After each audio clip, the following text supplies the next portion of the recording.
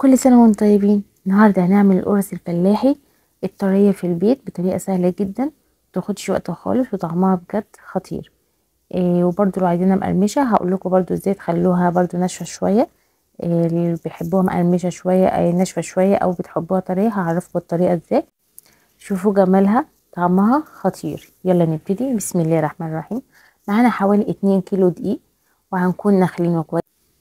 هننزل عليه كيس خميره، معلقه سكر كبيره ورشه ملح. نقلب المكونات الجافه كويس جدا مع بعض، وبعد كده هننزل عليه بالسمنه بتاعتنا. ال2 كيلو معايا اخدوا حوالي نص كيلو سمنه عندي. نزلتها وقلبتها حبه حبه، وبعد كده بس الدقيق في السمنه لحد ما الدقيق شرب السمنه كلها كويس جدا. لما الدقيق يشرب كويس جدا ابتدي انزل عليه باللبن بتاعي، هعجن بلبن، ويفضل اللبن الرايب. لو ما عنديش لبن رايب اخد من عندي حليب عادي واحط عليه ليمون واسيبه على جنب لحد ما يقطع، وهيكون دافي. اهم حاجه يكون دافي، حتى لو اللبن الرايب يكون دافي ما يكونش ساقع. واحط الكميه عندي لحد ما تبقى معايا عجينه متماسكه حلوه جدا. اجي اجربها واكورها كده معايا، تبقى العجينه بتاعتي على شكل كوره ما فيهاش تشققات او اي حاجه، يبقى كده العجينه بتاعتي ناجحه جدا. هجيب بقى مسحه زيت كده وامسح من تحت كده اللي انا هخمر فيها، وبعد كده امسحها من فوق واحط عليها الاسترتش بتاعي واسيبها لما تخمر. احطها في مكان دافي او في الفرن واولع عليها لمبه الفرن لحد ما تخمر معايا. هخرج الهواء منها وهجيب عندي صاج، وهبتدي احط له مسحه زيت من تحت، وابتدي بقى اقرص العجينه بتاعتي، اقرصها واقطعها كده قطع. واحاول قد ما لو ما عنديش ميزان ان تبقى الكور معايا متساويه.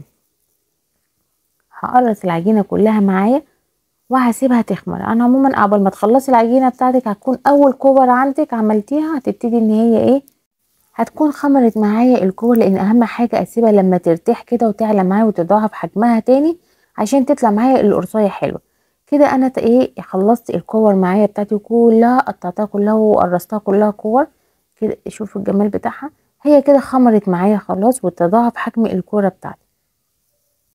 بس هاخد بقى اول كوره عندي بقى من اول حاجه خمرت معايا، هبتدي افردها عندي كده على اي حاجه عندنا، على الرخامه حتى. افرديها تمام وخليها على قد ما تقدري على شكل دايره، ما توسعش منك او شكلها يبقى بيضاوي اي حاجه، هو على دايره. لو حباها تبقى هي معاكي القرصايه ناشفه شويه، افرديها على قد ما تقدري، يبقى السمك بتاعها لا يعدي الا 2 سنتي او سنتي، يعني هو سنتي. يبقى هي كده تبقى معاكي. وبأي شوكة عندك خل اي حاجة خرميها من النص كده اخرام عشان تطلع الهواء منها، ما تقبش او تبقى عامله معاكي قبه كده كانها عملت لحم، تبقى طريه. دي كده هتبقى مقرمشه معاكي وهتبقى ناشفه شويه، القرصه هتبقى ناشفه شويه. لو عايزه القرصه تبقى طريه خلي الكوره تبقى فيها لحم شويه، تبقى مش فردها جامد قوي، تبقى وسط بس. ودخليها الفرن على حراره 200 وكده. طلعت معانا كانت مستويه من فوق ومن تحت. دي كده القرصه الناشفه معانا اللي احنا خرمناها من النص وطلعت من فعلا ناشفه، وطعمها كانت ممتازه جدا ومظبوطه.